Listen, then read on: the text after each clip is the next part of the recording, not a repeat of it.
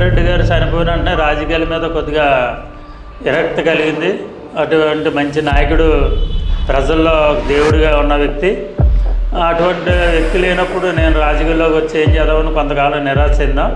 అదే రోజుని నేను కూడా చనిపోవాలని నిర్ణయించుకున్నాం.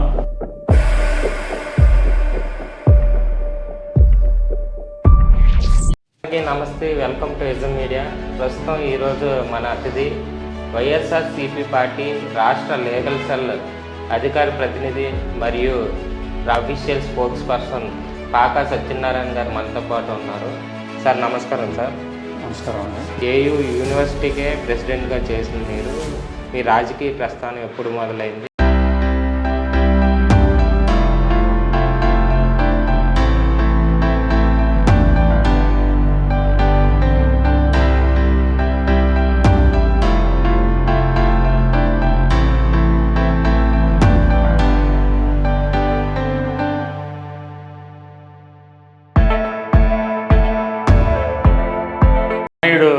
భారత రాజ్యాంగ నిర్మాత డాక్టర్ బిఆర్ అంబేద్కర్ చదువు ఉంటేనే ఏదైనా సాధించగలరు. ఆనాడు మా నాన్నగారికి నాలెడ్జ్ లేకపోయినా నా కొడుకులు పెద్ద చదువులు చదివి రిక్షా తొక్కున్నా పర్వాలేదని మమ్మల్ని 6 అన్నదమ్ముల్ని 2 అప్ప చెల్లెల్ని చదివించడం జరిగింది. అందరూ మంచి పొజిషన్లో ఉన్నారు. 3 అనే మాత్రం మా గురించి త్యాగం చేసి విలేజ్లోనే వ్యవసాయం చేసుకుంటూ ఇప్పుడు వైఎస్ఆర్ పార్టీ అధ్యక్షుడిగా ఉండటం జరిగింది. నా రాజకీయ ప్రస్తావన ఎలా జరిగిందంటే, మా నాన్నగారు ఈ కష్టాలు, మా అన్నయ్యల కష్టాలు చూసి పొలిటికల్గా ఎదగాలని, పొలిటికల్గా ఎదిగితే నలుగురు సేవ చేద్దాం, ఒకవేళ నాశనం అయిపోతే నేను ఒక్కడా నాశనం అయిపోదామని ఆలోచనతో 1982లో అప్పుడు కాంగ్రెస్ పార్టీకి ఎన్ఐసి తరఫున రాజకీయ ఆరంభం జరిగింది. 95-96 సంవత్సరంలో Andhra university doctor BR Ambedkar law కాలేజీకి యూనియన్ అధ్యక్షుడిగా పనిచేయటం జరిగింది. ఇప్పుడు టీడీపీ గవర్నమెంట్ అధికారంలో ఉంది. మిగతా కాలేజీ ప్రెసిడెంట్లు అందరూ టీడీపీ మినిస్టర్లు తెచ్చుకున్నారు. నా ఫస్ట్ నుంచి ఒక మంచి నాయకుడిని చూస్ చేసుకోవాలనుకున్నాను. అప్పుడు రాజశేఖర రెడ్డి గారు నాకు నచ్చారు. అందువల్ల ఆయన్ని 96లో మా లా కాలేజీ ఇనాగరల్ ఫంక్షన్ తీసుకొచ్చి ఆయన చీఫ్ గెస్ట్గా తీసుకొచ్చా. ఆ రోజు నుంచి కూడా ఆయన చనిపోయే రోజు వరకు ఆయనతో ప్రయాణం చేశాను. చనిపోయే ముందు ఫస్ట్ టర్మ్లో ఏమి చేయించుకోలేకపోతే సెకండ్ టర్మ్లో వచ్చావు, నీకు ఎస్సీ ఎస్టీ కమిషన్ చైర్మన్ ఇస్తున్నానని 3వ రోజు చనిపోవడం జరిగింది ఆయన. అదే రోజుని నేను కూడా చనిపోవాలని నిర్ణయించుకున్నాం. కానీ నా కొడుకు బర్త్డే 5వ తారీఖున కాబట్టి నా కొడుకును బాధ పెట్టలాగా ఆ రోజు నేను ఉండటం వల్ల ఈ రోజునే ఈ విధంగా ఉన్నాను. ఆయన తనయుడు మరి జగన్మోహన్ రెడ్డి గారిని నాన్నగారు చనిపోయిన రోజున కలిశాను. అలాగే 2019 ఎన్నికల్లో గాజువాక లాస్ట్ ఎలక్షన్లో ఆయన ప్రసారం చివరిలో నిలబడ్డాను. అంతే తప్ప ఆయనతోటి ఇంతవరకు డైరెక్ట్ పరిచయాలు అయితే లేవు.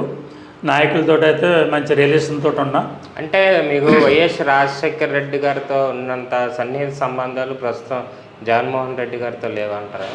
లేవండి నిజంగా చెప్పాలంటే. ఎందుకు అంత గ్యాప్ వచ్చింది? అంటే రాజశేఖర రెడ్డి లాంటి పవర్ఫుల్ లీడర్తో అంత సఖ్యతగా మెలిగిన మీరు జగన్మోహన్ రెడ్డి నెక్స్ట్ తరం నాయకుడైనటువంటి జగన్మోహన్ రెడ్డితో ఎందుకు అంత సంబంధాలు ఏర్పరచుకోలేకపోయారు? నిజంగా చెప్పాలంటే రాజశేఖర రెడ్డి గారు చనిపోయిన వెంటనే రాజకీయాల మీద కొద్దిగా విరక్తి కలిగింది. అటువంటి మంచి నాయకుడు, ప్రజల్లో దేవుడిగా ఉన్న వ్యక్తి. అటువంటి వ్యక్తి లేనప్పుడు నేను రాజకీయాల్లోకి వచ్చి ఏం చేద్దామని కొంతకాలం నిరాశ చెందాం. తర్వాత కాలంలో 2019 కిరణ్ కుమార్ రెడ్డి పదవి స్వీకరణ చేస్తున్నప్పుడు జగన్మోహన్ రెడ్డి గారు పార్టీకి రిజైన్ చేశారు.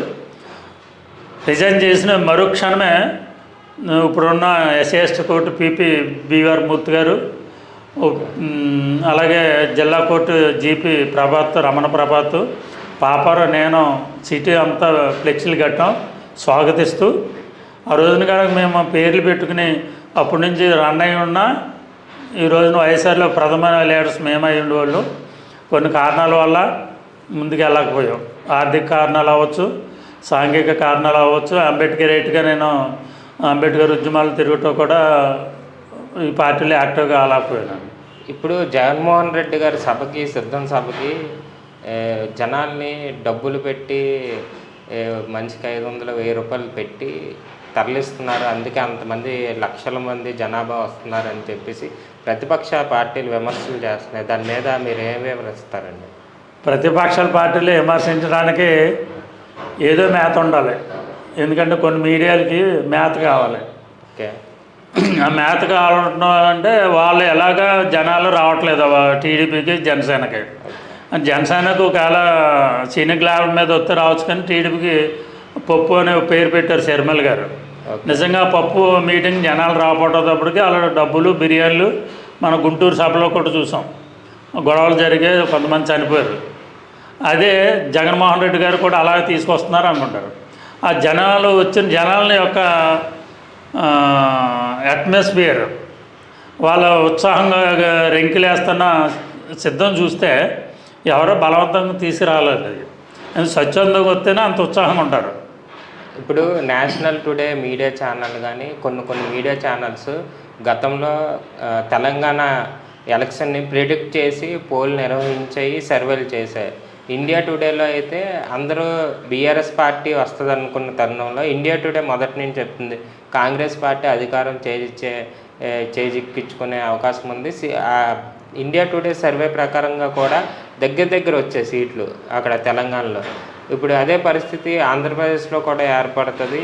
జనసేన టీడీపీ కలిపి ఉమ్మడి ప్రభుత్వాన్ని ఏర్పాటు చేసే అవకాశాలు 100కి 99% ఉందని చెప్పేసి ఇండియా టుడే లాంటి పెద్ద సంస్థలు వాటి సర్వే రిపోర్ట్లను అయితే బయటపెట్టాయి. జగన్మోహన్ రెడ్డి గారికి 35 నుంచి 50 సీట్లు పడిపోతారు, లేదంటే 100 సీట్లతో గవర్నమెంట్ ఫామ్ చేస్తారని కూడా కొన్ని మీడియా సంస్థలు కానీ కొన్ని సర్వే సంస్థలు కూడా వెల్లడించాయి. ఇప్పుడు ఈ రెండిట్లు పొత్తు వల్ల వైసీపీ పతనం ఖాయమనుకుంటున్నారా మీరు పర్సనల్గా? మీరు చాలా మంచి క్వశ్చన్ రేజ్ చేశారు. మిమ్మల్ని కూడా క్వశ్చన్ అడుగుతున్నా, అడగండి సార్. సరైన సీఎం క్యాండిడేట్ జనసేనలో కానీ టీడీపీలో కానీ ఎవరైనా ఉన్నారండి?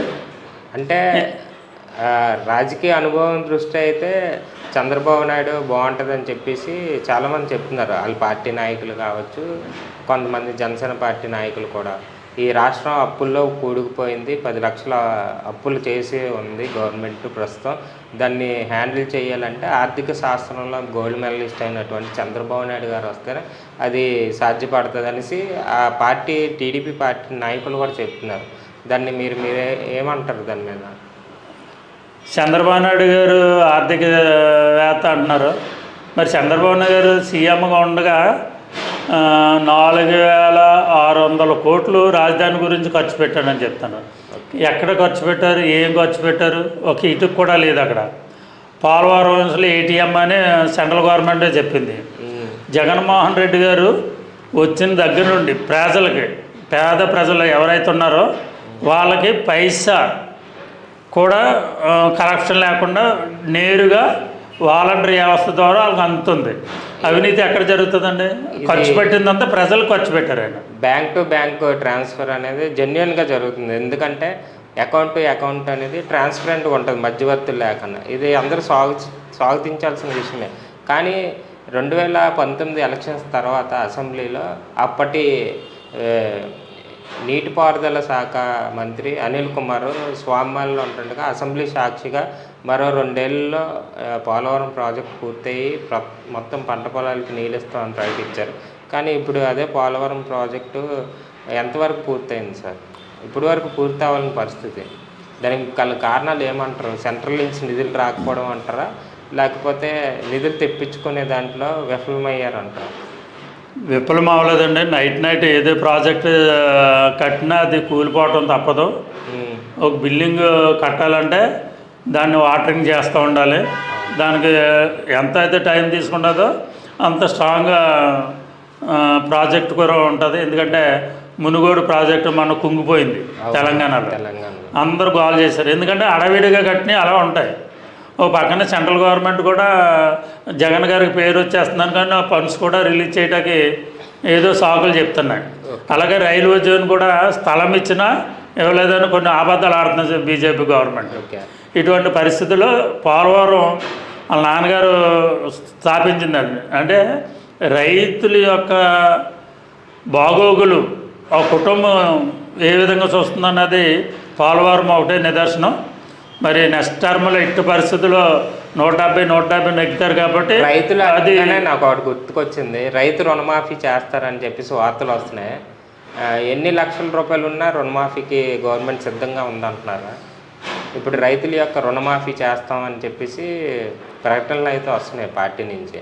ఆ రైతు రుణమాఫీ ప్రభావం ఏ విధంగా ఉండబోతుంది అంటున్నారు? అంటే ఇప్పటి వరకు 2019 నుంచి 2024 ఎలక్షన్స్ మూమెంట్ చూసుకొని రైతుల రుణమాఫీ అంటున్నారా, లేకపోతే ఎలక్షన్లో ఓట్లు పడతాయనే స్ట్రాటజీస్తో రైతులు రుణమాఫీ చేస్తున్నామని చెప్పేసి ప్రకటన చేస్తున్నారు అంటారు? ప్రజలైతే క్లారిటీగా ఉన్నారండి. జగన్మోహన్ రెడ్డి గారు నోట్ అంటే ఏది వస్తే అది నెరవేరుతుంది. ఓకే. చంద్రబాబు నాయుడు లాగా పవన్ కళ్యాణ్ లాగా ఒకటి మాట్లాడు ఒకటి చేయడు. అని నోట్ అంటే ఏ మాట వస్తే అది అమలు అవుతుందని అందరికీ తెలిసిందే. 2.5 సంవత్సరాలు కోవిడ్ తోటి అతలాకుతం అయిపోయింది భారతదేశం. ఓకే. అటువంటి టైంలో కూడా జగన్మోహన్ రెడ్డి గారు ఏదైతే చెప్పారో మంచి ఫుడ్ పెట్టి మంచి మెడిసిన్ ఇచ్చి ఆకలి సావులు లేకుండా చేసిన ఘనత ఆయనదే. అలాగే రైతులు అంటే ఆయన పరిపాలించేది 2.5 సంవత్సరాల కింద లెక్క. అందువల్ల అందరూ ఒకసారి చేయాలని చేయలేరు కాబట్టి ఎలక్షన్ అనే పేరు కాదు అని చేయాలని ఉంది. రైతులు ఫస్ట్ నుంచి చెప్తున్నారు. అందుకే ఎటువంటి కష్టాలు లేకుండా పంటకి ఏ టైంలో నీరు కావాలో అది కూడా రిలీజ్ చేస్తున్నారు. సబ్సిడీ మీద విత్తనాలు ఇస్తున్నారు. రైతు భరోసా కేంద్రాలని ప్రతి గ్రామంలో కట్టి రైతులకు అందుబాటులో ఉన్నారు. ఎలక్షన్ గురించి అయితే ముందే అరేంజ్ చేయరు కదా రైతు భరోసా కేంద్రాలు. ఎలక్షన్ గురించి అయితే కాదు. అంటుంది రైతు రుణమాఫీ అనేది ఎలక్షన్స్ దృష్టిలో పెట్టుకొనే రైతు రుణమాఫీ చేస్తున్నారు ఓట్ల కోసం అని చెప్పేసి ప్రతిపక్షాలు అయితే విమర్శలు చేస్తున్నాయి. దానికి మీరు ఏం వివరిస్తారు? ప్రతిపక్షాలకు ఏదో మాట్లాడాలి కదా సార్. ఎందుకంటే వాళ్ళకి కావాలి మేత కావాలి. 2 మీడియాలు ఉన్నాయి, పత్రికలు ఉన్నాయి. వాళ్ళకి మంచి చేసినా వాళ్ళకి కనిపించట్లేదు. అంటే ఆ పత్రికల పేర్లు చెప్పేంత నాకు లేకపోయినా 2 పత్రికలు ఎంత మంచి చేసినా ఒక మేకనే తాడు కట్టి తీసుకెళ్తుంటే వెనకాల నుంచి కొంతమంది పంది అంటే నిజమే పంది అనుకుని తాడు వదిలిపెట్టి వెళ్ళిపోతాడు. అలాగే సామెత చెప్పినట్టు ఈ మీడియా ఏం చేస్తుందంటే జగన్మోహన్ రెడ్డి ఏం చేయలేదు, జగన్మోహన్ రెడ్డి ఏం చేయట్లేదని ప్రాపకం చేస్తుంది. ఎందుకంటే బలమైన నాయకుడు కాబట్టి వీళ్ళందరూ ఒకటయ్యి ఇతను ఓడిస్తాడు ట్రై చేస్తున్నారు. మరి ఇంకొకటి అడిగారు సర్వే గురించి అడిగారు. నిజంగా సర్వేలో నిజంగా మనసు పెట్టుకు చేస్తే మాత్రం భారతదేశంలో కాదు ప్రపంచంలో ఇటువంటి ముఖ్యమంత్రి దొరకరు. ఎందుకంటే పేదలకి అందుబాటులో ఉండే వ్యక్తి. ఇప్పుడు రైతు రుణమాఫీ అనగానే కొంతమంది జనసేన పార్టీ నాయకులు కూడా విమర్శలు చేశారు. పవన్ కళ్యాణ్ గారు కౌలు రైతులు చనిపోతే ఆ కుటుంబాలకి 3 లక్షల రూపాయల చొప్పున సొంత డబ్బుల్ని అదేవిధంగా పార్టీ ఫండ్ కూడా ఇచ్చారు. గత కొన్ని సంవత్సరాలుగా అది నడుస్తూ ఉంది. అప్పటి నుండి చేస్తున్నారు. పవన్ కళ్యాణ్ గారికి ఎక్కువ రైతుల మీద ప్రేమ ఉంది. జగన్మోహన్ రెడ్డి గారు కేవలం ఎలక్షన్స్ ఓట్ల కోసమే, ఇప్పుడు ఎలక్షన్స్ ఇంకా 1 మంత్లో ఉన్నాయి కాబట్టి రైతు రుణమాఫీ ప్రకటించి గ్రామీణ ప్రాంత ఓట్లని ఆకట్టుకుందాం, అకౌంట్లో వేసుకుందాం అని చెప్పేసి జగన్మోహన్ రెడ్డి గారు ప్రయత్నాలు అయితే చేస్తున్నారని చెప్పేసి విమర్శలు అయితే చేస్తున్నారు. దానికి మీరు ఏమంటారు మీ పార్టీ పరంగా? అది కూడా మంచి ప్రశ్న అడిగారు. పవన్ కళ్యాణ్ రాజకీయాలు ఏం తెలుసు అండి, రైతుల గురించి ఏం తెలుసు? సినిమాలో స్క్రీన్ మీద కనిపించేటప్పటికి నిజమైన హీరో అనుకున్నాడు. బయట ఉద్దండం ఉంది శ్రీకాకుళంలో, అడవిడిగా బార్ నుంచి డాక్టర్లు తీసుకొచ్చాడు, పెద్ద అడవిడి చేశారు. ఆ రోజున ఆయన తోటి నేను కూడా ఉన్నాను. కానీ ఏం చేశాడు, మధ్యలో వదిలిపెట్టి వెళ్ళిపోయాడు. ఆయన ప్రసారం కూడా కంటిన్యూగా 15 రోజులు క్యాంపెయిన్ చేయలేడు, 2 రోజులు చేస్తాడు, వెళ్ళిపోతాడు. అటువంటి రైతుల గురించి ఏం చేయగలుగుతారు సార్? ఆల్రెడీ జగన్మోహన్ రెడ్డి గారు చేస్తున్నారు. ఆల్రెడీ రైతులకి, కౌలు రైతులకి అయితే కొంతమంది ఫ్యామిలీస్కి అయితే ఆదుకోవడం జరిగింది పవన్ కళ్యాణ్ గారు. అంటే ఏం చేయలేదు అంటారా మామూలుగా? అంటే పాలిటిక్స్ని పక్కన పడితే యాజ్ ఏ సొసైటీ ఒక పర్సన్గా ఏమీ చేయలేదు అనుకుంటున్నారు మీరు? సార్ చేయటంగా ఆయన ఇప్పుడే స్థలాలు అమ్మేస్తున్నాడు అని పేపర్లో చూసాం ఈ మధ్యకాలంలో. అవును. ఆ డబ్బులు లేనిది ఎక్కడ చేస్తాడు సార్? 1-2 వెళ్ళి ఫోటో తీసుకుని ఆ చెక్కులు కూడా చంద్రబాబు నాయుడు కూడా ఇచ్చాడు. చెక్కులు బౌన్స్ అయిపోయాయి. ఇవి కూడా బౌన్స్ అయిపోయి ఉంటాయి. పబ్లిసిటీ గురించి నేను కూడా వెళ్ళి రైతు దగ్గరికి వెళ్ళి ఫోటో తీసుకుని ఓ చెక్ ఇచ్చేస్తాను, ఏం రాసానో తెలియదు ఎవరికన్నా. పవన్ కళ్యాణ్ ఆయనకి రాజకీయాల్లో పనికిరాడని ఆయనతో ఉన్న నాకు పర్సనల్ అనుభవం అది. అలా చంద్రబాబు నాయుడు కూడా ఏజ్ అయిపోయింది, యూత్కి అవకాశం ఇవ్వాలి. యూత్ ఆలోచనలన్నీ ఫాస్ట్గా ఉంటాయి. మరి 14 సంవత్సరాల చరిత్ర ఉంది కదా, ప్రజలకు ఏం చేసాం చెప్పుకుంటే ఏముంది?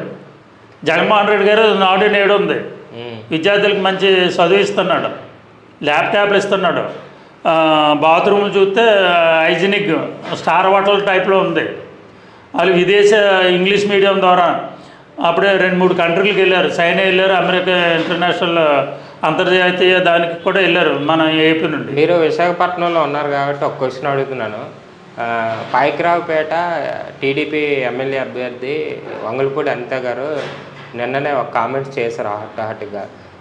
మంత్రి గుడివాడ అమర్నాథ్ మీ ఇంటికి నన్ను రమ్మంటావా, లేదంటే మా ఇంటికి నువ్వు వస్తావా, లేదంటే నువ్వు నన్ను కొడతావా, లేదంటే నన్ను నువ్వు కొట్టమంటావా అని చెప్పేసి వ్యాఖ్యలు చేశారు. అసలు అమర్నాథ్ గారు ఐటీ శాఖలో ఉండి ఎటువంటి కంపెనీలు ఆంధ్ర రాష్ట్రానికే కాదు విశాఖపట్నం సొంత జిల్లాకు కూడా తీసుకురాలేదు.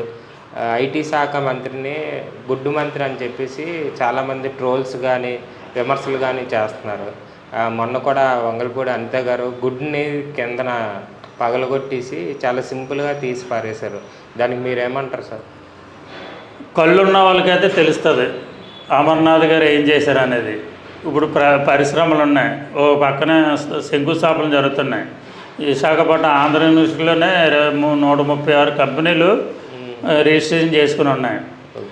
ఇప్పుడు ఛాలెంజ్ చేయటం అంటే 136 స్టార్టప్ కంపెనీలు అనేసి చెప్తున్నారు. ఆ స్టార్టప్ కంపెనీలు ఎలాగవుతాయి అంటే 130? మరి ఎంప్లాయ్మెంట్ కల్పిస్తుంది కదా, కొన్ని వేల మంది ఎంప్లాయ్మెంట్ జరుగుతుంది అక్కడ. ఓకే. అలాగే మీరు ఇంకో క్వశ్చన్ అడిగారు, ఛాలెంజ్ చేశారు, మీరు అక్కడికి వస్తున్న లేకపోతే నా దగ్గర. కుక్క ఏం చేస్తుంది? మురుగుతో ఉంటుంది. మురుగు కుక్క ఎప్పుడు కరదు, కరిసి కుక్క మరొకదు. అంటే పనిచేసేవాడు ఎప్పుడు విమర్శలను పట్టించుకోవడం. జగన్మోహన్ రెడ్డికి ఎంతోమంది మానసికంగా ఆయన కుదేలు చేస్తున్నారు. నన్ను కూడా వాళ్ళ సిస్టర్ సునీత గారు మాట్లాడేది తప్పుడు ఆరోపణలు చేస్తుంది. సార్ ఇప్పుడు అమర్నాథ్ గారు చాలా వరకు పనిచేసి కంపెనీలు తీసుకొచ్చారు అనేసి మీరు చెప్తున్నారు. ఆయన పనితనం నిజంగా బాగుండుంటే ఆయనకి ఇప్పటికీ ఎమ్మెల్యే సీట్ని ఇప్పటికొచ్చి జగన్మోహన్ రెడ్డి గారు ఎందుకు డిక్లేర్ చేయలేదంటారు? నిజంగా మరి నాకు ఉన్న ఆలోచన కానీ ఏంటంటే కొంతమంది పార్టీకి అవసరం. అందరు మినిస్టర్లు ఎంపీలు అయిపోతే పార్టీని క్యాంపెయిన్ చేసే వాళ్ళు ఉండాలి, పార్టీని అధికారం తీసుకురావటం ఉండాలి. కొంతమంది పార్టీ బాధ్యతలు అప్పచెప్తారని నాకు ఆలోచన. ఆయన మంచి పరిపాలన చేశాడు అమర్నాథ్ గారు. అయితే అందరినీ కలుపుకెళ్ళడం కానీ చిన్నపిల్లలు వెళ్ళినా, ఎందుకంటే ఆ కుటుంబంతో నాకు బాగా అనుభవం. ఆంధ్ర యూనివర్సిటీలో నేను విద్యార్థి నాయుడు ఉండగా వాళ్ళ నాన్నగారితో పనిచేయటం జరిగింది. వాళ్ళ నాన్నగారు ఇచ్చిన మాట కార్యకర్తల గురించి చాలా ఓపికగా ఇచ్చిన మాట నిలబెట్టుకుని కార్యకర్తలను చాలా బాగా చూసుకున్నాడు. అమర్ గారు కూడా అదే పద్ధతి, ఎందుకంటే ఆయనతో చాలా మీటింగ్ చూసాను. అమర్నాథ్ గారు అంత స్థాయిలో మీరు అభివృద్ధి చేశారు, కంపెనీలు తీసుకొచ్చారు అని అంటున్నారు. అమర్నాథ్ గారిని పొలిటికల్ పదవి కన్నా పక్కన పెట్టడాన్ని ఏ విధంగా చూడొచ్చు అంటారు? పక్కన ఏం పెట్టలేదండి, కొంతమంది అవసరం. నమ్మిన బోట్లు జగన్ గారికి అవసరం ఇప్పుడు. ఓకే. అలాంటప్పుడు విజయసాయి రెడ్డి గారు ఉన్నారు, ఇప్పుడు అక్కడ అవసరం కాబట్టి అక్కడ ఎంపీ ఇస్తున్నారు. సజ్జల రామకృష్ణారెడ్డి గారు ఉన్నారు, ఇక్కడ వైఎస్ సుబ్బారెడ్డి గారు ఉన్నారు. ఇప్పుడు విజయసాయి రెడ్డి కానీ, సజ్జల రామకృష్ణారెడ్డి గారు కానీ, వైవి సుబ్బారెడ్డి గారు కానీ, పెద్దిరెడ్డి రామచంద్రారెడ్డి కానీ, ఇలాగ రెడ్లకే కేవలం పాత ఉమ్మడి జిల్లాలో 13ని 3 జిల్లాలకి ఇన్ఛార్జీలుగా వేసి రెడ్ల హస్తగతంలో పార్టీని ఉంచేశారు. ఉత్తరాంధ్రకు వస్తే కళా వెంకట్రావు గారు మొన్న ఒక స్టేట్మెంట్ ఇచ్చారు. ఎక్కడి నుంచో కడప నుండి వచ్చి మా ఉత్తరాంధ్ర భూముల్ని, మా ఆస్తుల్ని దోచేసుకోవడానికి వైఎస్ సుబ్బారెడ్డి గారు ఎవరని చెప్పేసి ఆయన విమర్శలు కూడా చేశారు. అంటే వేరే ప్రాంత నాయకుల్ని ఇక్కడ ఇన్ఛార్జీలుగా వేసుకొని వాళ్ళ బలాన్ని, పవర్ని ఉపయోగించి ఇక్కడ భూములు కాజేస్తున్నారని చెప్పేసి ప్రతిపక్ష పార్టీలు ప్రధానంగా విమర్శలు చేస్తున్నాయి గత కొన్ని సంవత్సరాల నుండి. దసపర్ల భూములు కావచ్చు, అదేవిధంగా కొన్ని భూముల్ని సిఎన్బిసి భూములు కావచ్చు, విజయసాయి రెడ్డి గారి మీద కూడా అనేక ఆర్థిక ఆరోపణలు, భూ కబ్జాలు ఎక్కువైపోవడం వల్ల ఢిల్లీకి వైజాగ్ నుంచి పంపించి ఆయన ప్లేస్లో వైవి సుబ్బారెడ్డిని ఇక్కడ పెట్టారనేసి విమర్శలు అయితే చేస్తున్నారు. దీని మీద ఏమంటారు మీ పార్టీ? అదైతే కరెక్ట్ కాదండి. ఎందుకంటే టీడీపీ టైంలోనే ఇచ్చాపురం వరకు టీడీపీ కార్యకర్తలు, టీడీపీ నాయకులు, చంద్రబాబు సామాజిక వర్గం భూములన్నీ దోచేసుకున్నారు. ఓకే, దోచుకుంటే ఇంకేం లేదు ఇక్కడ. ఎక్కడైనా దోచుకున్నది ఎవిడెన్స్ చూపించు. ఇప్పుడు జగన్మోహన్ రెడ్డి గారి మీద కూడా చంద్రమోహన్ రెడ్డి లక్ష కోట్లు అన్నారు. సిబిఐ వాళ్ళే నిరూపించలేకపోయారు. ఆయన నిజంగా చెప్పాలంటే ఆయన మేధావి, బిజినెస్ వాళ్ళు సంపాదించుకున్నాడమ్మా. నిజంగా నాన్నగారి ద్వారా సంపాదించింది ఎవరంటే కేవీపీ రామచంద్రరావు. ఏమన్నా ఉంటే ఆయన దగ్గర ఉంటుంది. జగన్మోహన్ రెడ్డి గారి దగ్గర నేను ఎప్పటి నుంచే చెప్పాలనుకుంటున్నాను, నాకు అవకాశం రాలేదు. ఏమన్నా రాజశేఖర రెడ్డి గారు అడ్డు పెట్టుకుని సంపాదించుకున్నదంటే కేవీ రామచంద్రరావు. ఉత్తరాంధ్రాలు అంటారా, మీరు కావాలతో ఒక కమిటీకి వెళ్ళండి, ఏది చూసినా చంద్రబాబు సామాజిక వర్గందే ఉంటుంది. హోటల్ ఉండొచ్చు, సినిమా ఫీల్ ఉండొచ్చు. టీడీపీ అధికారంలోకి వస్తే చౌదరీస్ హస్తగతం అయిపోతుంది రాష్ట్రం.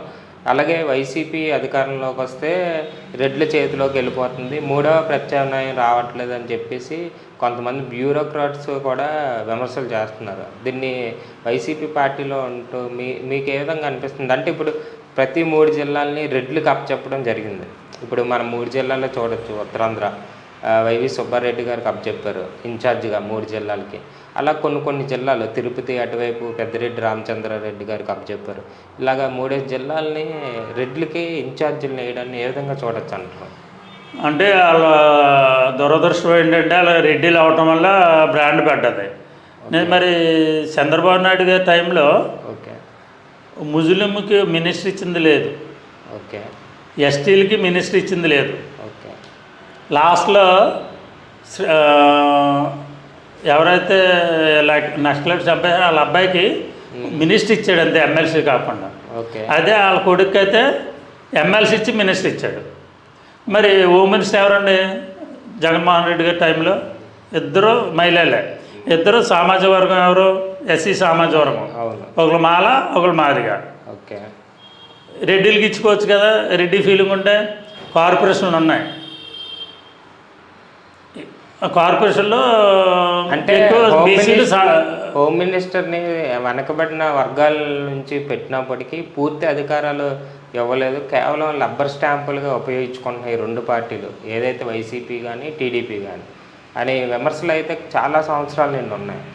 ఓన్లీ కేవలం వాళ్ళని ముందు ఆటబొమ్మలుగా పెట్టి వెనక నుండి నడిపించేదంతా ముఖ్యమంత్రి కావచ్చు వాళ్ళ సామాజిక వర్గాలు చేయిస్తున్నాయని చెప్పేసి ఆరోపణలు అయితే ఉన్నాయి. దానికి మీరేమంటారు? అంటే సీనియర్ రాజకీయ నాయకుడిగా, ఎందుకంటే మీరు రాజశేఖర రెడ్డి గారి హయాం నుంచి రాజకీయాల్లో ఉన్నారు, కాంగ్రెస్ పార్టీ ఇప్పుడు వైసీపీ.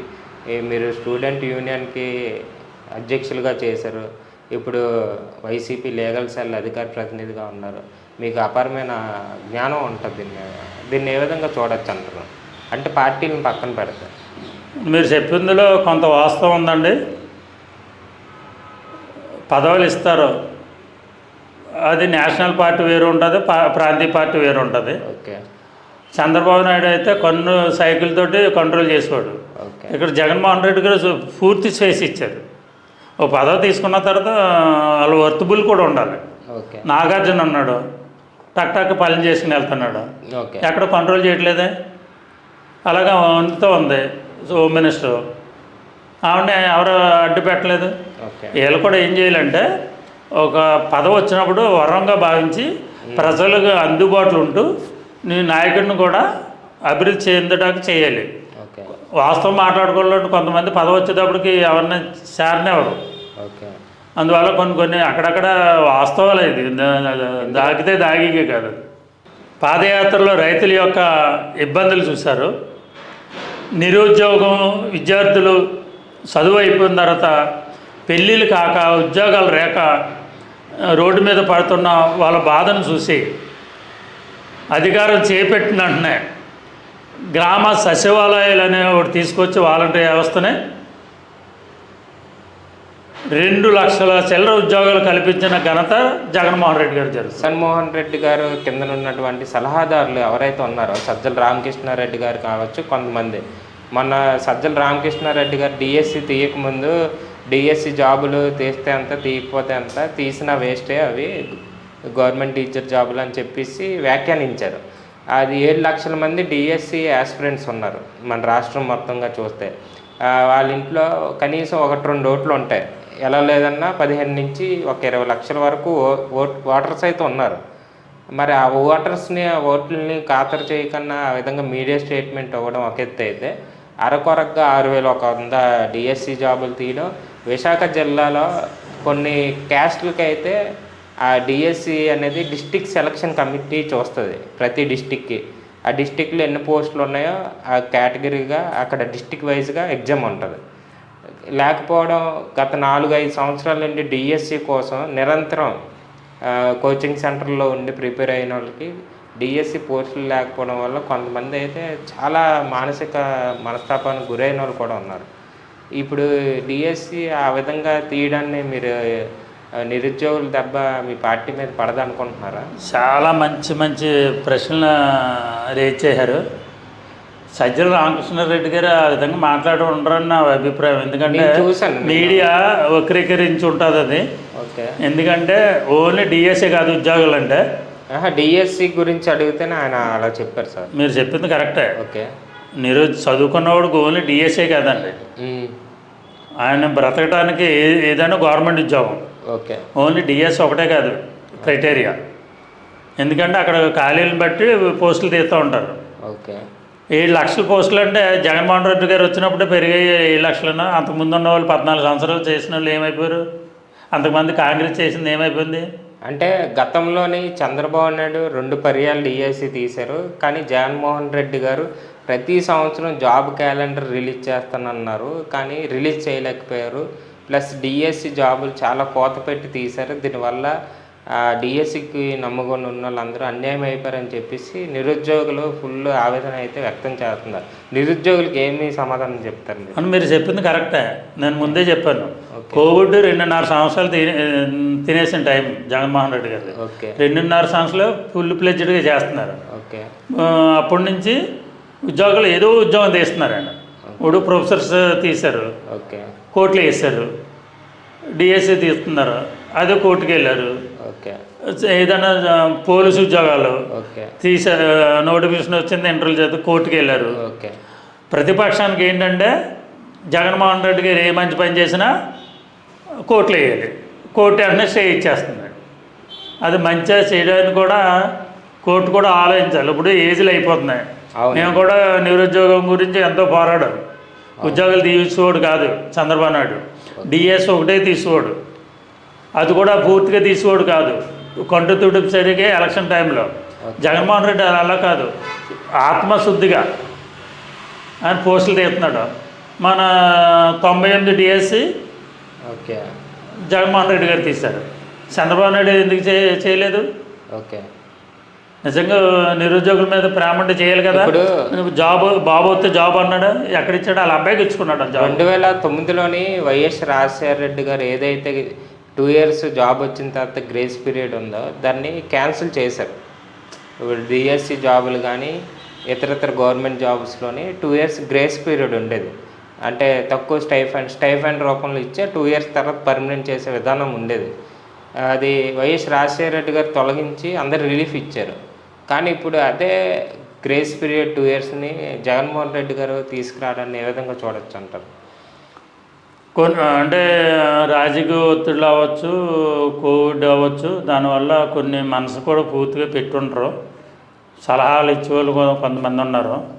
ఓకే, ఆయనకి దృష్టికి వెళ్తే కంపల్సరీ నిరుద్యోగులు గురించి ఎప్పుడూ ఆలోచిస్తాడు. ఎందుకంటే ఆయన రాజ్యంలో ఓకే, ఆకలితోటి ఎవరు ఉండకూడదని. ఓకే, దేశంలోనే అత్యంత సంక్షేమ పథకాలు అమలు చేసిన రాష్ట్రం ఆంధ్రప్రదేశ్ రాష్ట్రం. దాంట్లో ఎవరు తీసి పెట్టడానికి లేదు. అదే రాష్ట్రంలోని సంక్షేమ పథకాల వల్ల 10 లక్షల పైచిలకు 10 లక్షల కోట్ల పైచీలకు అయితే అప్పులైతే అయ్యాయి. ఆర్థికంగా రాష్ట్రం దివాలా తీసిందని చెప్పేసి ప్రశాంత్ కిషోర్ లాంటి వ్యక్తులే నేషనల్ మీడియాలోనే వ్యాఖ్యానించారు.